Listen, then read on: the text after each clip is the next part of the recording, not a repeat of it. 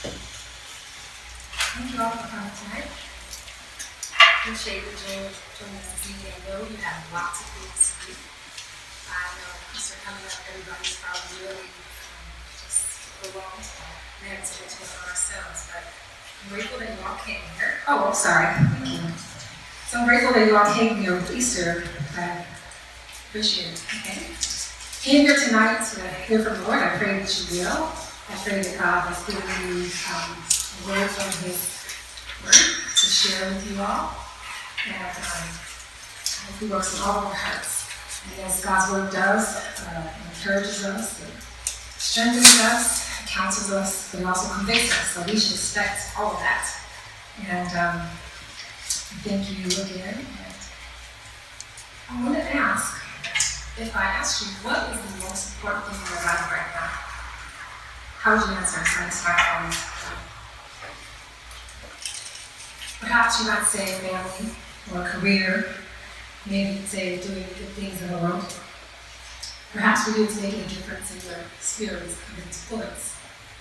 And none of these are, bad things, these are all good things, but the Bible tells us that the most important thing in life is that you know Christ and that you make Him known. So that's what I hope to do tonight. And that's why I'm in the Christian Ministries program at CBU, California Baptist University. And as someone who's been changed by the love of God, there's nothing I'd rather do than tell people about the life-changing love of Jesus Christ. So I thank you for letting me speak to you tonight, encouraging, I hope that you will be. So what I want to ask of you right now, we have the Bibles, turn to 1 John chapter 3. Verse 1 through 3.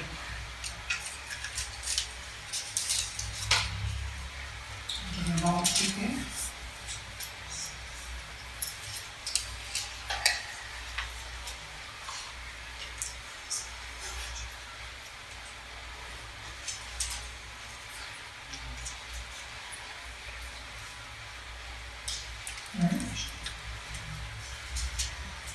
So I'm going to read the passage. So,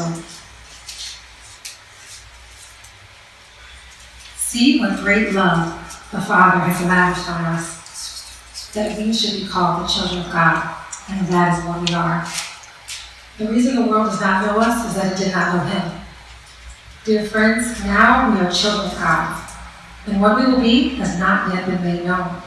But we know that when Christ appears, we shall be like Him, for we shall see Him as He is. All who have this hope in Him purify themselves, just as He is pure. Father, thank you so much. Oh God, you are great and you're gracious and even merciful to us. That you would call sinners your children. It's awesome, God. It just shows how kind you are. So I pray for us tonight that you would open our hearts to hear your truth and that you would work in all of our hearts. And I pray, Father, that I would be faithful to your word, that anything I say does not deviate from your truth that you've already revealed to us. And I just thank you for rescuing me and saving me from my sins. I pray this in Jesus' name, amen. So as we look at this passage, and we consider the great love of the Father, we recognize for some people the concept of an earthly father may be totally foreign. Some may have had attentive fathers, but for some of you, the very word father may bring up memories of neglect or abuse, maybe no memories at all. Well, that's true for a girl I know. She was the daughter of two parents who were deep into drug addiction, and so she was lost in the system. She ended up being in the foster care system when she was just 2 years old. And by the time she was 12, she had been in over 10 different foster homes. In all of the homes that she lived in, she was never treated like a member of the family. Instead, she was treated more like an outsider and an outcast. Eventually, she ran away from foster care and ended up living on her own for a year. She went wherever she could, sometimes sleeping at the park, maybe crashing at somebody's house, staying at an all-night party. At 12 years old, she was already experimenting with drugs, sex, alcohol. By the time she was 13, she had been on her own for a year when she was found and brought back to the foster care system. She was immediately placed with a nice, conservative family. This new family embraced her right away. In spite of everything she had been through, she was a sweet girl, she was smart. They had no clue that she had been a runaway and she was on her own for a year.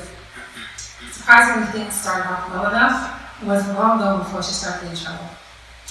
Getting into fights, disrespecting teachers, and as her new parents tried to implement structure and loving discipline, she rebelled. But eventually, with the love, patience, and discipline from two loving parents, she started to understand that she belonged to a family that loved her unconditionally, and things started to change. The love of this girl's adopted family changed her life. Now, she hadn't lived a perfect life, but she stopped rebelling against the rules and she began to appreciate more and more that she was part of this new family. In many ways, this girl's life mirrors how the love of God changes us. God the Father has bestowed great love on us to call us his children. 1 John 3:1 says, "See what great love the Father has lavished on us that we should be called the children of God." The definition of the word lavish is generous, extravagant, abundant. But why is God's love so lavish? Why is it so extravagant? I think to answer that question, we've got to first answer, how has the Father lavished his love on us? Some would say he created us. Some would say he keeps us safe. He provides food, clothing, and shelter for us. This is true. He does do all these things. Our Heavenly Father has been so kind to us. But what is the greatest way that God has shown us his love? John 3:16, "For God so loved the world that he gave his one and only Son, that whoever believes in him should not perish, but have eternal life." Romans 5:8, "But God demonstrates his own love for us in this: while we were still sinners, Christ died for us." So these passages make it clear, among many other passages, that God has lavished his love on us through his Son, Jesus Christ. Jesus dying on the cross is the most extravagant expression of love ever known. There is no greater love than this. God giving his only Son for us is the most amazing way God has demonstrated his love for us. But we still haven't answered the question, why is it so amazing that Christ died for us? It's so amazing because God gave his Son for us. Jesus died on the cross for sinful people like me and you. If we rightly understand this from our hearts, it will bring us to worship in awe of a great and merciful God. So I want us to consider what it means that God gave his Son for us. Scripture tells us that God is our creator and king, a holy God, sovereign Lord, merciful, mighty, powerful, all-powerful, and good. He created us for his own glory, that we would worship him. But Scripture also tells us who we are. We are made in the image of God, so we have value to God. And unfortunately, we all rebelled against our Creator and our King. None of us are righteous. God's word tells us that there are no good people. All of us are guilty of sin and rebellion against God. Instead of living God's way, we've been determined to live our own way. Romans 3 tells us there's no one righteous, not even one. There's no one who understands or seeks God. There's no one who does good, not even one. Romans prove it. Aren't we those who cheated, lusted, stole, coveted, disobeyed our parents? We've practiced sexual immorality. We've engaged in drunkenness and drug use. We've judged others. We've hated people. We've withheld forgiveness. We've cursed, lied, gossiped, slandered. We've used God's name in vain. We've worshipped things, making them more important than God. And that's just a short list. We've not in any way met God's righteous standard.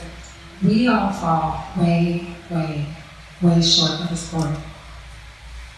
As a result of our sins, we all stand guilty under the law of God.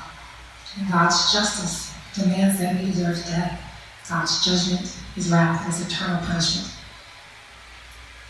Yet, our magnificent, holy, righteous, and good God sent his own Son to die on the cross for us. Sinful and rebellious people, outsiders and outcasts, and he has adopted us into his own family. God has lavished his love on us through his own perfect Son. Jesus was perfect, is perfect, sinless, God in human flesh. He lived a perfectly righteous life. He is the Creator come down from heaven to live among human beings, to become like us in every way. He is light, he is love, he's holy, righteous, and good. He is the Son of the Most High God, beloved by his Father. He is like his Father in every way. Wonderful, spotless, humble, brilliant, gentle, good, kind, perfect in every possible way. Someone perfect had to die for your sins and my sins. So God gave his own perfect Son for you. Jesus was completely innocent, but he died a sinner's death on the cross. Christ died, came down from heaven to suffer and die in your place. And out of his great love for you, God the Father has provided for your greatest need, your salvation. Instead of facing the eternal consequences of your sins, God has granted you forgiveness of your sins, eternal life, and has adopted you as a child into the very family of God. That is a great love the Father has lavished on us. God has lavished such love on us through his Son Jesus, whom he raised from the dead. God the Father adopts us and calls us his dearly loved children. And if we are in Christ, that is what we are. Before a moment, go back to the story of the girl. The love of her new family began to change her life. She no longer saw herself as an orphan. She wasn't the abandoned daughter of two drug addicts. She wasn't just some homeless kid sleeping on a park bench. She was now the daughter of two loving, caring, and attentive parents who would give anything for her. She began to see herself that way. For that is what she was, that is what she is. The love of God is infinitely more extravagant, infinitely more life-changing. Through Christ, God has made sinful people his children. We have a new relationship with God. He is our beloved Abba Father, and we're his dearly loved children. God has adopted us into his own family. But this is not an earthly adoption. This is something entirely profound and miraculous. It is a heavenly adoption where God brings us into his own family through the new birth. We are born again. God's word describes this miracle by which the Holy Spirit comes to live in us, giving us new life and putting in us new love for the Father that wasn't there before. Now we know we belong to God. The separation that was caused by our sins is gone. There is no longer a fear of God's judgment because we know God has accepted his Son's payment for our sins. We know we're forgiven. With that, there is a new sense of belonging to God's family. As those who belong to the family of God, there is a separation from the world. The last part of verse 1 says, "The reason the world does not know us is that it did not know him." If you're in Christ, the world no longer knows you because they didn't know him. The world didn't receive Christ. They didn't recognize him as God's Son. They murdered him. So the world's not going to receive us because Christ lives in us. As God's child, we've been given a new identity in Christ. God has separated us from the world for his own purposes so that we can be light to draw others to Christ. And because Christ lives in us, he gives us his desires. So we don't chase after the same things the world chases after. We chase after Christ and his kingdom. People who aren't in Christ won't get that. Our love for Christ makes us outsiders and aliens to the rest of the world. Having a new identity and being separated from the world means we've been separated from our old life of sin. This is what verse 3 means when it says, "All who have this hope purify themselves just as he is pure." A true relationship with God has a purifying effect. If you look down at verse 6, it clarifies this thought. It says, "No one who lives in Christ keeps on sinning. No one who continues to sin has either seen or known him." And verses 9 and 10 tell us that we can know who the children of God are and who the children of the devil are. It says, "No one who is born of God will continue to sin because God's seed remains in them. They cannot go on sinning because they've been born of God." This is how we know who the children of the devil are. Anyone who does not do what is right is not a child of God, nor is anyone who does not love their brother or sister. So because God is pure, his children will be pure. So you could say there's a family resemblance between God and his children. Remember the girl who was adopted? She's been told by random people that she looks like her adopted mother. She's been told by her biological family that she sounds like her adopted mother. She says all the time that now she's an adult, she's repeating the same things over and over again that her adopted parents have said. Over time, you start to look and sound like those you love and those you desire to be like. Do you love the world? You'll look and sound like the world. But if you truly have been born again, born into the family of God, you will look and sound like Jesus Christ. Being born again, though, does not mean perfection. But it does mean if you're truly God's child, as imperfect as you are, people will clearly see Christ in you. You flip back to 1 John 2, 3-6. We'll go back a chapter. It says, "We know we've come to know him if we keep his commands. Whoever says, 'I know him,' but does not do what he commands, is a liar, and the truth is not in that person. But if anyone obeys his word, love for God is truly complete in them. This is how we know we're in him. Whoever claims to live in him must live as Jesus did." As those who God has lavished his love on, we've been made new. We've received the forgiveness of our sins. We have a new relationship with God. And we've been given a new identity as God's own children. As we're born again into the family of God, we can separate from our previous life of sin. We no longer act or think like the rest of the world. We're different, we're distinct, because we no longer belong to the world, we belong to Christ. And for that reason, we are those who are waiting for Christ to appear. We love him, and we're longing to be made completely like him. This is what verse 2 is conveying. It says, "Dear friends, now we are children of God, and what we will be has not yet been made known. But we know that when Christ appears, we shall be like him, for we shall see him as he is." We only have now a taste of what is to come. We are looking forward to what we will be when Jesus returns. Although we're new, we're different, and God is working powerfully in us to make us holy, we still fight a battle against sin. And we're those who are tired of being perfection in the flesh. We long to be perfected in Christ. And just as sure as Christ was resurrected from the grave, we know God will resurrect us and give us perfect new bodies at Christ's return. In Romans 8 it reads, and you don't have to turn it, I'll read it. "But if Christ is in you, then even your body is subject to death because of sin. The Spirit gives life because of righteousness. And if the Spirit of him who raised Jesus from the dead is living in you, he who raised Christ from the dead will also give life to your mortal bodies because of his Spirit who lives in you. For those who are led by the Spirit of God are the children of God.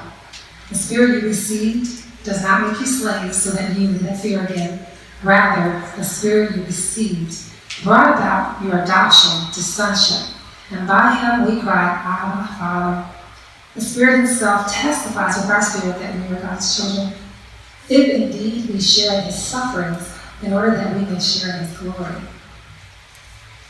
When Christ comes for us, God's word tells us that we'll receive our final adoption and we'll be made perfect like Christ. We'll see him face to face, and we'll be glorified in him forever. So, as I'm wrapping up here, I want to ask you some questions.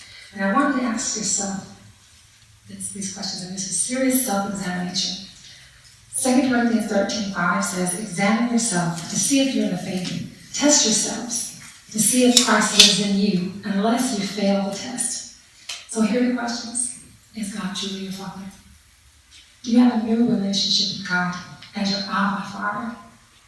Does the Holy Spirit confirm in your spirit that you're God's child? Or do you still fear death and hell? Do you have a new identity in Christ? Do the people who know you as a member of God's family? Do they know you as someone who truly loves Christ and is passionately living for him? Or is your identity wrapped up in something else other than Christ? Have you separated from your life of sin? Have you been born again? Has your old life died, and are you living a new life in the power of the Spirit, where you're growing in love for Christ and growing in obedience to his word? Does your life today reflect as someone who's a new creation? Is there a family resemblance between you and your Heavenly Father? Is there a family resemblance between you and Jesus Christ? Do you long to see your Savior who died for you? Do you want to see him face to face and be like him? Is that your heart's desire? If the living God is your Father, he changes every part of your being. If your answers to these questions reveal you're new and born again, as the scriptures describe God's children, praise God. Go live in obedience to Him, love Him more, glorify your Father as in heaven. But if you're here tonight and you know there's no peace in your heart about where you stand with God, you still fear death and hell, your identity is still in the world, if Christ's death means little or nothing, that's evidence you haven't been born again to the family of God. If you're not a child of God, then you're still lost in your sins. But if you're a lost sinner, the good news of Jesus Christ is for you. Jesus Christ died to save sinners.